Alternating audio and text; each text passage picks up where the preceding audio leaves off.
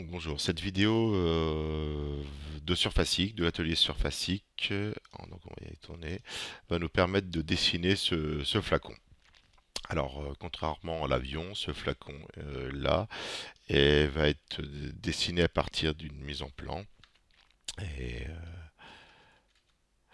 donc, donc voici les dimensions. Donc l'idée c'est que toutes les cotes, donc on a une première courbure qui est donnée par un rayon de 750 sur le côté gauche, une de 400 mm sur le côté droit. La forme d'une section prise à hauteur de 18 mm et à hauteur de 161 mm est de cette forme-là. On connaît la largeur ici, certaines longueurs prises donc à l'altitude 18 mm, et en haut, l'ensemble se termine par un cercle de diamètre 34 mm. Donc voilà le produit que l'on cherche à dessiner. Donc là, vous pouvez dès à présent arrêter la vidéo et tenter de dessiner ceci. Par la suite de la vidéo, je vais expliquer comment faire ça. Donc soit vous appuyez sur pause et vous essayez de vous dessiner l'intégralité de l'échantillon, du flacon par vous-même. Sinon, vous pouvez voir la suite de la vidéo pour voir la méthode. Donc pour dessiner ce flacon, donc là c'est une surface épaissie qui a été faite. Donc si je reviens à la base, donc dans un premier temps, il a été créé des plans qui sont les plans à 18, 161, 213, 226 et 240 mm. Donc on a tous ces plans-là qui sont ici. C'est les plans dont je vais avoir besoin par la suite. Après, je vais dessiner des guides. Donc les deux guides sont les deux formes dont les rayons sont donnés par 750 et par 400. Donc on a nos deux courbures, elles sont définies par des points de passage des largeurs. Une fois que ces guides sont faits, on va dessiner des sections. Alors la section du haut est un cercle de diamètre 34 mm. Et les autres sections, c'est des sections, si on va regarder dedans, on peut double-cliquer sur une. C'est des sections qui passent par les fameuses courbes guides et qui ont une forme, là ici définie par des coniques, donc avec une forme ceci. Voilà pour les sections, celle-ci exactement basée sur la même type de construction, sauf que celle-ci fait 40 mm de large d'après le plan à ce niveau-là, et celle du bas fait 50 mm de large. Une fois que j'ai mes courbes guides et de courbes guides mes trois sections, je peux faire une multisection et obtenir la première surface de mon modèle. On s'est aperçu que cette fois-ci, la surface n'est pas relimitée par le dernier élément, mais par les courbes guides. Je rappelle, c'est dans relimitation, j'ai décoché relimité par la dernière section. Une fois que ça c'est fait, donc je vais pouvoir cacher mes plans, mes guides, mes sections. Oh, les plans, je vais laisser. Je vais faire le fond. Donc le fond, c'est quoi? C'est un remplissage qui permet de remplir le fond de l'ensemble. Je viens assembler le fond avec ma forme et je viens faire cette fois-ci un congé de raccordement variable, un congé d'arête variable, parce que sur le plan, on a un rayon de 14 sur le côté et sur le petit côté, on a un rayon de 4. Donc un rayon variable à ce niveau-là que l'on voit ici. Une fois que le fond est fait, on va dessiner des poignées, donc une esquisse, l'emplacement des poignées, deux esquisses rondes. Ces esquisses, on va les extruder et on va relimiter l'ensemble. Donc,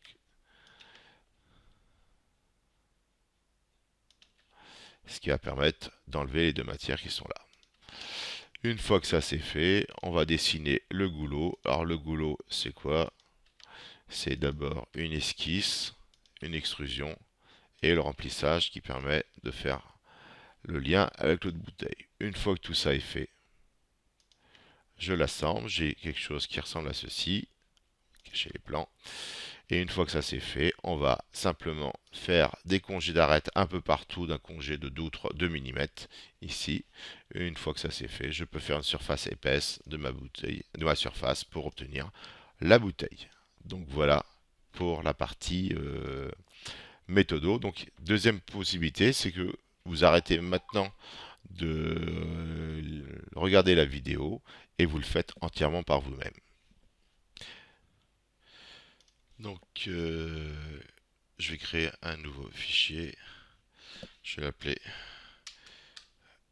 flacon 1 et je vais dessiner dans l'ordre de comment structurer mon fichier. Donc la première chose que je vais faire, je vais dessiner des plans qui sont à des altitudes 18, 161 qui correspond à la deuxième coupe, là, le point de passage côté, le 226 et le 240.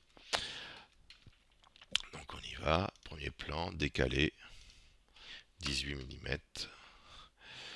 Deuxième plan, je reprends par rapport à la base. Et là, cette fois-ci, je décale de 161. Et là, troisième plan.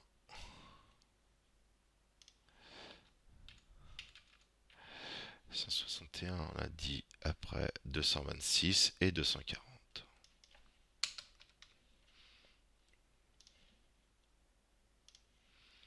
Et donc 240. Donc j'ai fait mes plans, éventuellement. Je peux les faire dans insertion, inset géométrique, je les appelle plans. Comme ça, c'est rangé. Je redéfinis l'objet de travail au niveau du set géométrique. Et cette fois-ci, je vais commencer par faire une esquisse dans le plan YZ. Donc je me place ici et je vais dessiner ma forme. Alors la forme, c'est un arc de cercle qui passe par 3 points. Alors, je vais d'abord dessiner mes 3 parties. Alors, j'ai une première partie qui est à ce niveau-ci.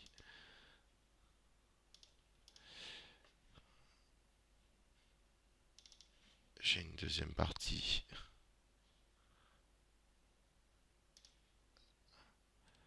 à ce niveau et une troisième partie. Alors, je vais déjà mettre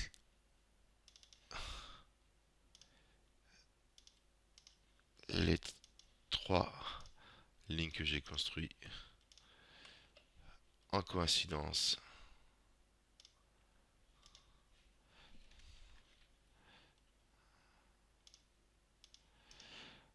avec les plans. Je vais coter, ah, ça c'est déjà fait.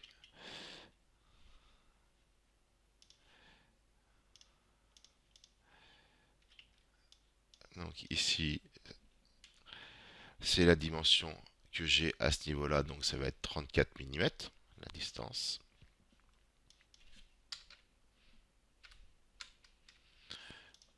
On va le replacer à peu près au milieu. Cette cote, elle est de 95 mm.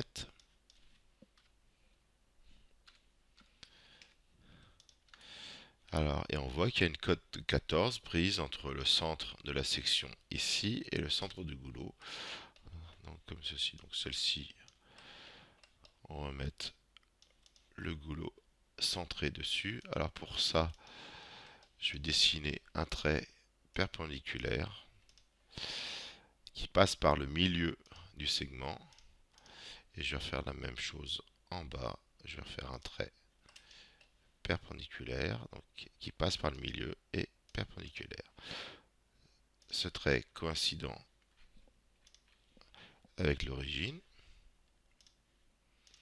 Et là, je vais coter mes 14 mm de décalage. Maintenant, alors, là, j'ai une distance, pas grave.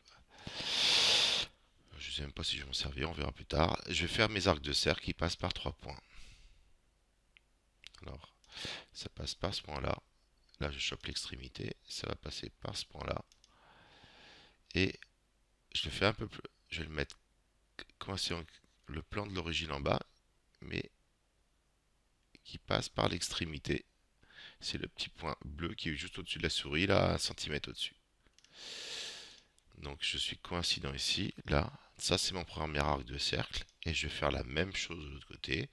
Un arc de cercle qui va passer par ce point. Deuxième point. Et le troisième point va être coïncident avec le plan horizontal et je vais venir accrocher l'extrémité, ça y est, de ma courbe. Je vais coter les deux rayons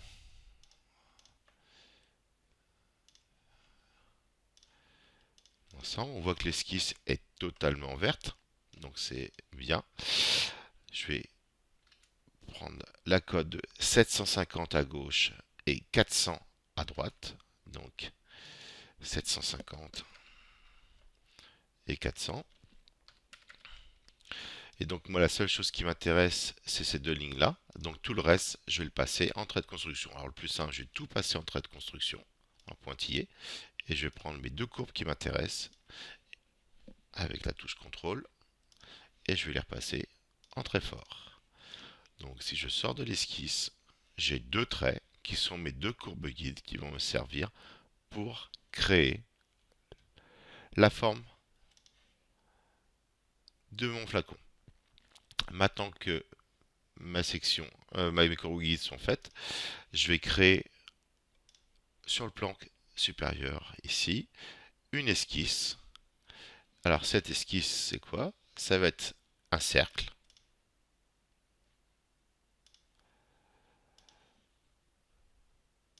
et qui passe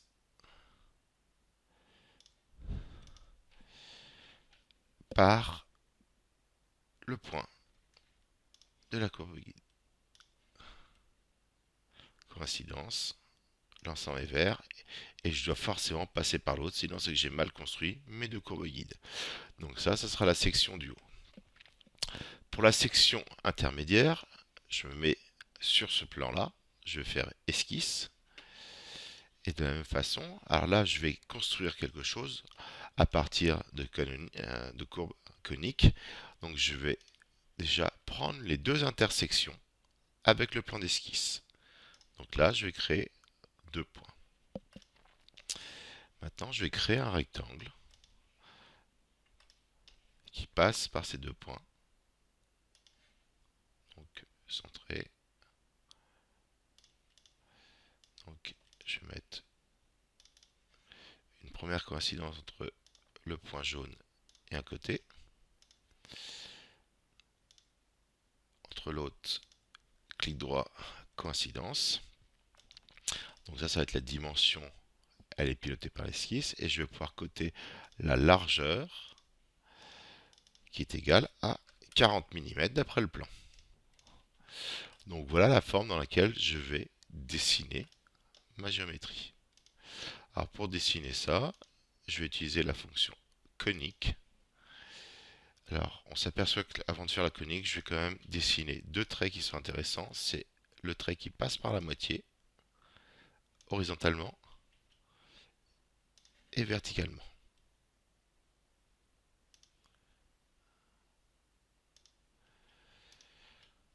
Donc maintenant, je vais pouvoir définir avec ma conique. Elle va passer par ce point-là.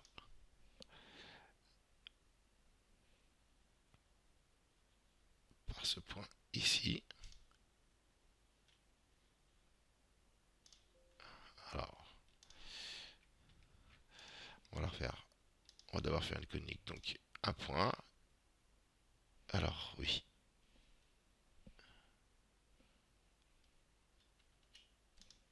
Je vais choisir ceci. Donc, une première, une deuxième et voilà la conique comment elle est faite.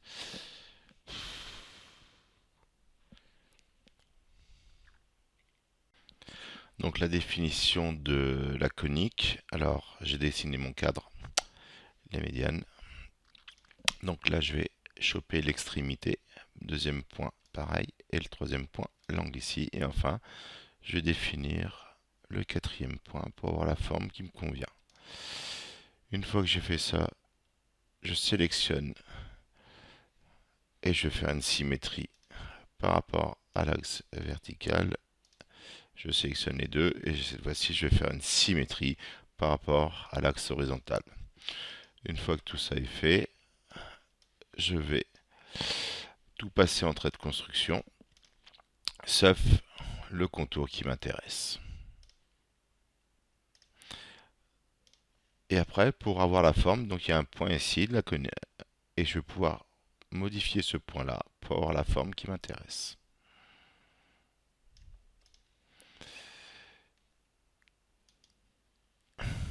J'ai fait ma première section. Pour faire la deuxième section, je vais faire un copier cette esquisse, donc CTRL C ou copier, et je vais sélectionner le plan où je veux coller, clic droit, coller. Donc si je retourne dans cette esquisse, je m'aperçois que l'ensemble est exactement la même chose, sauf que cette fois-ci, je vais passer ma cote à 50 mm, comme sur le plan, et je vais changer le point pour avoir la forme qui m'intéresse.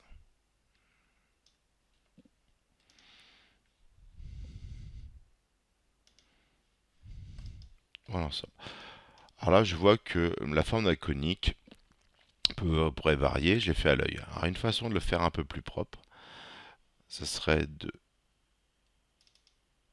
ce fameux point,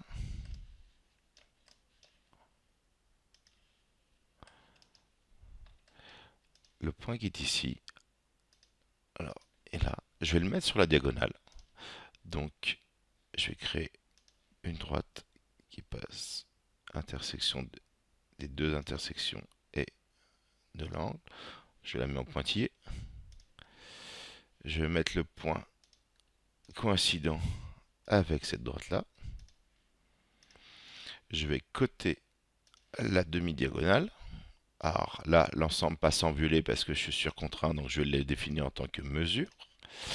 Et je vais cette fois-ci coter la distance entre l'origine et le point de la conique. Donc cette cote-là permet de modifier la forme de ma conique. Et cette fois-ci, je vais créer un paramètre fx. Donc je clique sur fx ici. Créer un paramètre de type réel. Donc je vais chercher réel dans le menu roulant. Je vais l'appeler coef conique. Et je vais dire que c'est égal à environ 0,66 par exemple. Je vais appliquer, OK, donc dans les paramètres ici, arrive un coef conique à ce niveau-là. Et cette fois-ci, je vais double-cliquer ici, sur la cote, éditer formule, et je vais dire que la longueur de 33,28 ici, c'est égal à la cote entre parenthèses, multipliée par mon coefficient. Et ça me donne une valeur. Donc maintenant, en changeant ce coefficient-là, je vais changer le pas.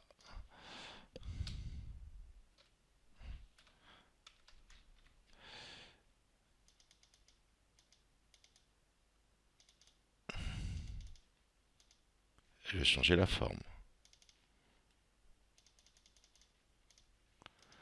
Voilà. Donc cette fois-ci, je vais supprimer l'esquisse qui est ici.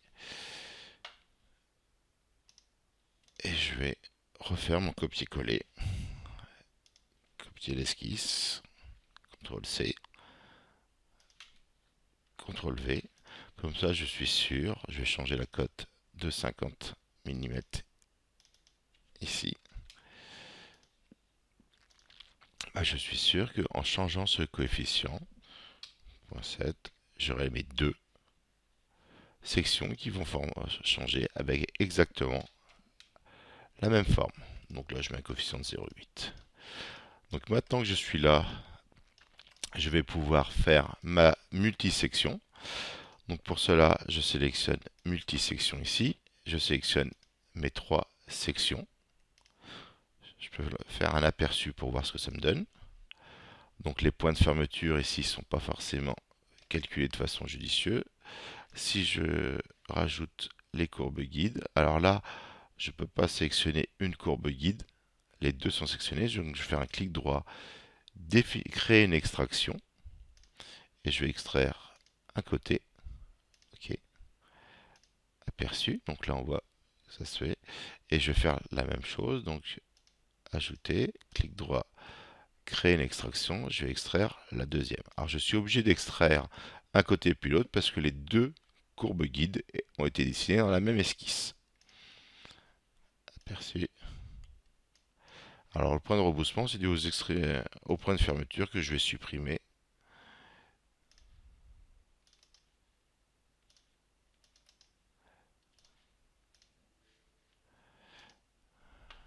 Alors, la raison pourquoi il y a ça. Ah oui, alors j'annule, je vais recommencer. Petit souci à la création. Là, on voit que la section est parcourue dans le sens inverse des aiguilles d'une montre. Là aussi, et enfin le dernier, c'est pareil. Alors c'est vrai que c'est le point de fermeture qui est là et qui pose problème. Donc le point de fermeture, ça serait bien que ce soit ce point-là. Donc je vais remplacer le point de fermeture et je vais dire, il ne crée pas, mince. Arrête, arrête.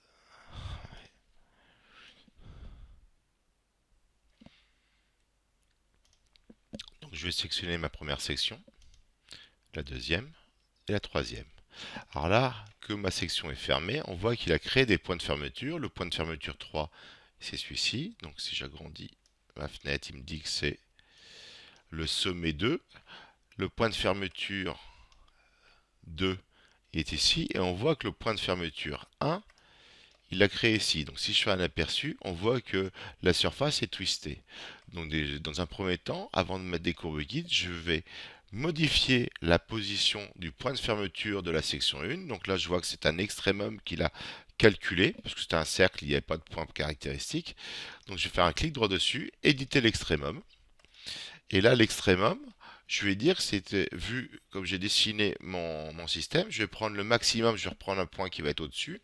Donc je vais prendre une composante suivant la direction X, et je vais prendre non pas le maximum parce que je vois que le maximum il me le fait en bas, je vais le prendre le minimum et le point sera du même côté que les autres points de fermeture. Ok, si je fais un aperçu cette fois-ci, il n'y a pas de problème. La multisection est propre. Donc là, j'ai fait une multisection sans courbe guide, je double-clique dessus et je vais rajouter mes deux courbes guides. Alors, je m'aperçois que mes deux courbes guides sont dans la même esquisse. Donc, je vais être obligé de faire une extraction du premier guide. Ok. Donc là, je sélectionne ça, ajouter. Je vais faire un clic droit. Je vais créer une extraction de la deuxième courbe guide. Aperçu. Donc là, c'est bon. Alors on voit que l'ensemble a été relimité par la dernière section et la première section. Moi, j'aimerais que ça descende un peu plus bas au niveau des courbes guides. Donc je vais double-cliquer ici et dans relimitation, je vais décocher relimitation par la dernière section. Ok.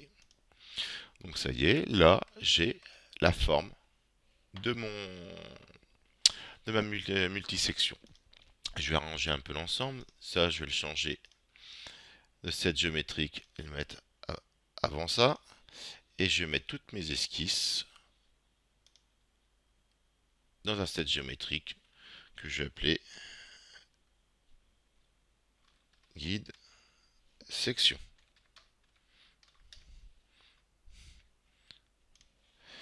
Donc voilà, je vais pouvoir cacher ça maintenant, cacher les plans éventuellement pour l'instant. Donc maintenant, ce que je vais faire, c'est remplir le fond, donc boucher le fond de la bouteille, du flacon. Pour ça, je vais faire un remplissage. Donc je pourrais sélectionner chaque arête séparément. Je vais faire un clic droit ici, créer l'extraction en tangente. Je vais sélectionner une arête et du coup, il va sélectionner l'intégralité du contour en propagation. Je fais OK. Donc là, je ne sais pas si ça se voit. Ah, ça se voit pas parce que l'objet de travail était pas bon. Donc, je vais annuler l'ensemble, définir l'objet de travail ici et recommencer. Donc, créer l'extraction en tangence de ceci. Donc là, on voit que ça va prendre tout ce qui est vert. Ok, là j'ai un fond. Je vais assembler le fond avec le montant du flacon. Cette fois-ci, donc j'ai une arête ici, et sur cette arête, je vais faire un congé variable.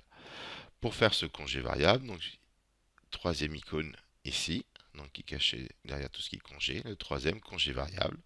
Je sélectionne mon arête et on voit qu'il a positionné deux points pour lesquels il m'a donné des valeurs de pilotage du rayon de courbure, du moins du rayon de raccord. Donc je vais d'abord commencer par créer 4 points. Donc j'appuie sur la petite bourse au niveau des points. J'ai une fenêtre. À ce niveau-là, je vais faire un clic droit, créer le point. Je vais sélectionner cette arête. Ah, annuler. Le plus simple, c'est peut-être de ne pas créer un point, mais de créer un extrémum. Je sélectionne cette arête qui est en rouge ici. Je prends la direction Y. J'ai le point du bas. Et je vais recréer un autre extrémum. Toujours la même arête. Toujours en Y. Mais cette fois-ci, je vais faire minimum. Et il va me créer le point qui est ici. Ok. Je peux fermer mes points. Donc maintenant, j'ai 4 points aux 4 points cardinaux. Et je vais pouvoir, pour chacun des points, définir la valeur du rayon. Et si je regarde ici, je vois que j'ai un rayon de 14 mm à ce niveau-là, de chaque côté, et un rayon de 4 mm pour le petit côté. Donc je retourne dans Katia, j'appuie, je clique sur la clé, et je vais prendre pour chacun des angles. Alors pour savoir quel angle est activé, on s'aperçoit qu'il est en orange. Donc le premier, c'est celui-ci, je vais lui donner une valeur de 4 mm. Le deuxième est sur le côté, je vais lui donner une valeur de 14. Le troisième, c'en est un au centre, donc je vais donner 4 mm. Et enfin, le dernier, 14 mm. Je fais OK, aperçu, je peux valider. Voilà mon congé variable. On peut le représenter comme ceci si on veut un peu mieux voir mon congé. Maintenant que j'ai fait ça, je vais dessiner la poignée. Alors pour dessiner la poignée, on voit que ce sont deux empreintes de rayon 50 mm et positionnées à une altitude de 161 pour ce point-là, ou celui-ci, et de 213 pour celui-ci. Donc je vais aller faire une esquisse dans le plan vertical. Je vais dessiner deux cercles.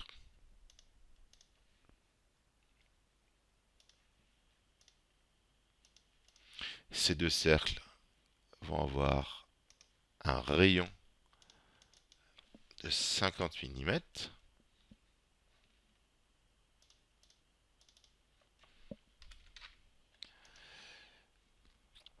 Je vais maintenant, pour pouvoir positionner correctement l'ensemble, récupérer l'intersection de cette surface avec mon plan d'esquisse. C'est cette icône qui est sur la droite.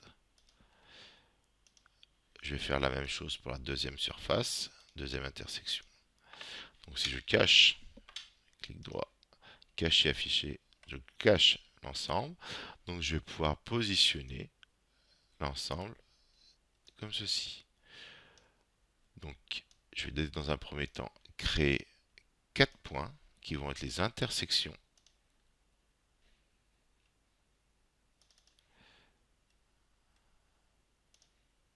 Je prends bien le symbole intersection à chaque fois.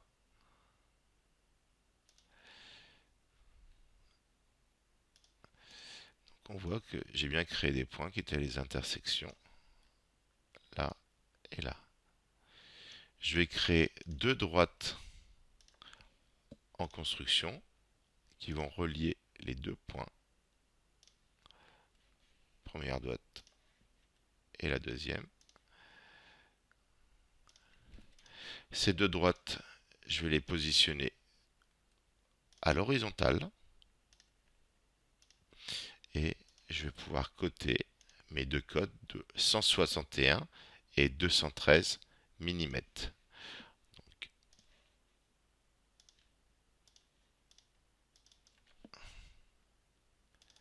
161 et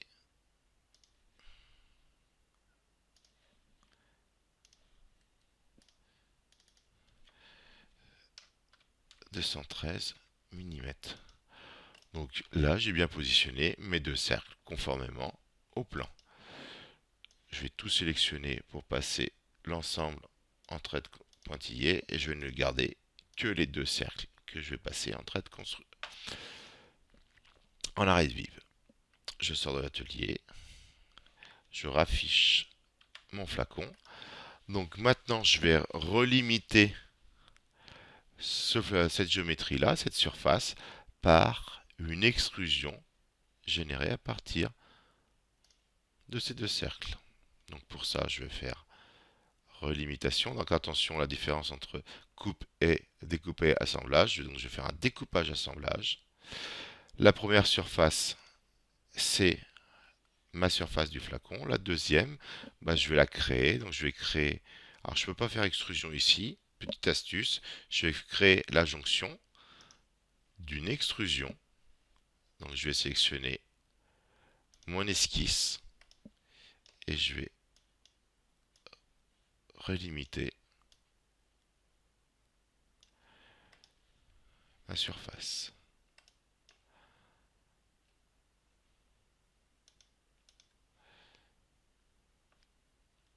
Je vais faire une extension symétrique, hein. C'est bon. Donc je valide, j'ai bien ma surface qui va relimiter. Et là, il me dit qu'il y a deux cylindres. Est-ce que je vais en garder un ou deux? Je dis garder tous les éléments. Ok. Je valide. Alors là, il m'insulte un petit peu parce que résultat non connexe. En effet, j'ai demandé de vérifier la connexité au niveau de l'assemblage. Je vais décocher ça parce que c'est évident que je ne suis pas connexe. Donc maintenant, j'ai deux surfaces. Et là, pour chaque élément, je vais pouvoir choisir quelle partie je garde. Donc je vais garder la grande partie ici. Et là, la petite partie. Ok. Cette esquisse peut être masquée. Voilà mon flacon. Maintenant, je vais m'occuper du goulot. Pour ceci, je vais donc afficher les plans. Dessiner sur le plan le plus haut une esquisse constituée uniquement d'un cercle. Donc il est centré sur l'origine, d'un diamètre donc, de, si je vais voir dans le plan, 22 mm. Donc je change la cote à 22. Ok, je sors de mon esquisse. Je vais pouvoir maintenant faire une extrusion de ce cercle. J'aurai une dimension. La première, je vais faire non pas une dimension, mais un élément limitant. Je vais dire tu vas jusqu'au plan. Je sélectionne ici. Et le deuxième, je vais le mettre à 0. Donc je vais de mon esquisse jusqu'au plan. Ok. Je peux masquer mon esquisse, masquer mes plans maintenant. Donc il me reste maintenant à fermer entre le goulot et le bord de la bouteille. Pour ceci, je vais faire un remplissage. Je vais sélectionner un premier contour qui correspond au contour extérieur. Donc ça, c'est ma limite externe. Et là, je vais aller dans l'onglet limite interne. Et je vais sélectionner le contour intérieur. Si je suis OK, je vois que ça me fait une rondelle qui ferme ma géométrie.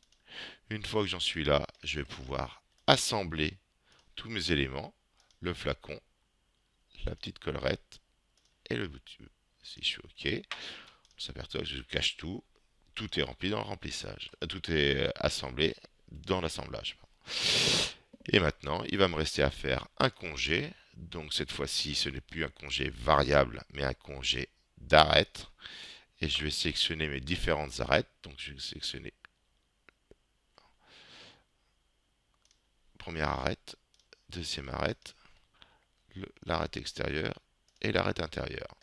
Et là, conformément au plan, le rayon est de 2 mm, ici aussi, donc 2 mm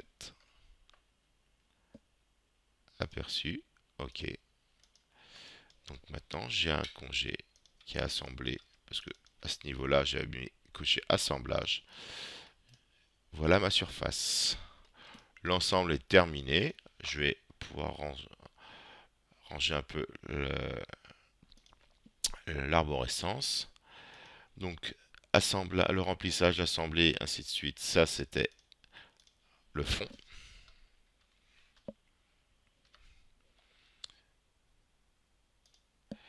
L'esquisse, c'était mes deux cercles, la relimitation. Donc ça, insertion 7 géométrique, la poignée.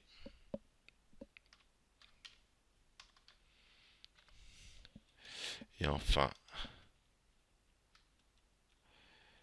ceci, insertion 7 géométrique, le goulot. Goulot.